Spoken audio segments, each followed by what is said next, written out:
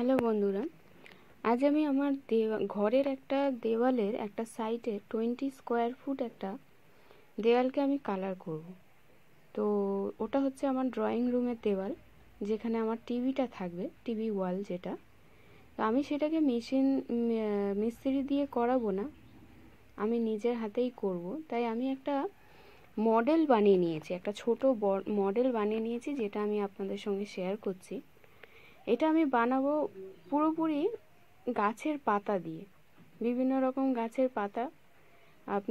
আপনারা দেখতেই পাচ্ছেন যে আমি বিচুটি পাতা, বাঙালিদের মধ্যে জানা অনেকেই জানেন যে বিচুটি পাতার মতো দেখতে আর একটা গাছের পাতা, এটা কিন্তু চুলকায় না।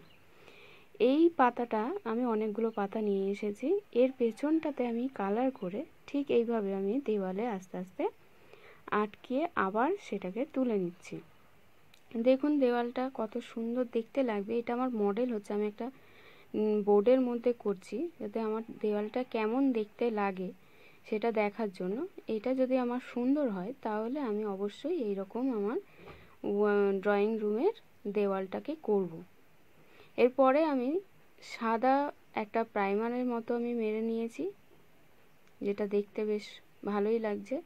এর ওপরে আর একটা পাতা, এটা হচ্ছে তেলা কচু পাতা, এর লাল লাল সাদা সাদা ফুল হয়, সাদা ফুল হয়। আর পটলের মতো বেশ ফলটা হয় এই গাছে।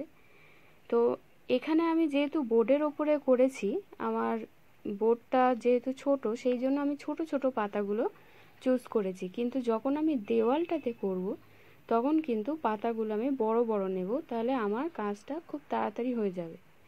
এরপরে আমি তুলি দিয়ে গাছের হালকাভাবে কিছুটা ডাল আমি করে নিয়েছি আঁকিবুকি করে।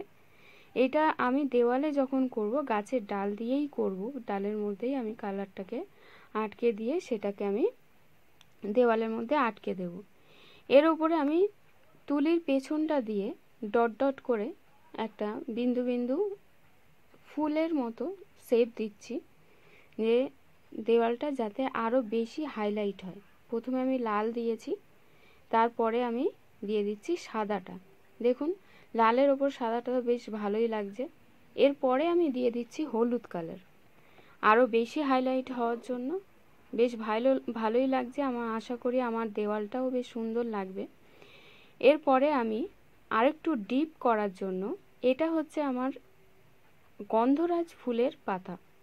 আমি ছোটই পাতা নিয়েছি, আমি যেহেতু ছোট জায়গাতে করছি সেই জন্য আমি ছোট ছোট পাতা নিয়েছি। আপনারা অবশ্যই যখন দেওয়ালে করবেন অবশ্যই বড় বড় পাতা নেবেন, তাহলে সময়টাও আপনার অনেক কম লাগবে। এইটুকু আর্ট করতে গিয়ে আমার এইটুকু 3x3 A4 পেপারে, আমার A4 সাইজ বোর্ডে আমার করতে গিয়ে প্রায় 3 ঘন্টা সময় লেগেছে। তো 20 স্কোয়ার ফিট একটা দেওয়ালে করতে কতটা সময় লাগবে নিশ্চয়ই আপনারা বুঝতে পারছেন।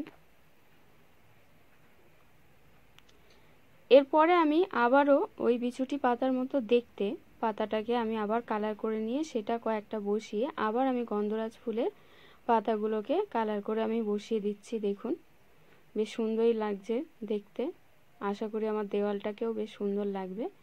দেখুন আমার পুরো কমপ্লিট হয়ে গেছে। আমি দেওয়ালে যখন করব এরকম চারিদিকে টেপটাকে মেরে নেব, তাহলে আমার স্কোয়ারের এটা সুন্দর আসবে। দেখুন বেশ সুন্দর লাগছে। ভালো লাগলে অবশ্যই লাইক করবেন।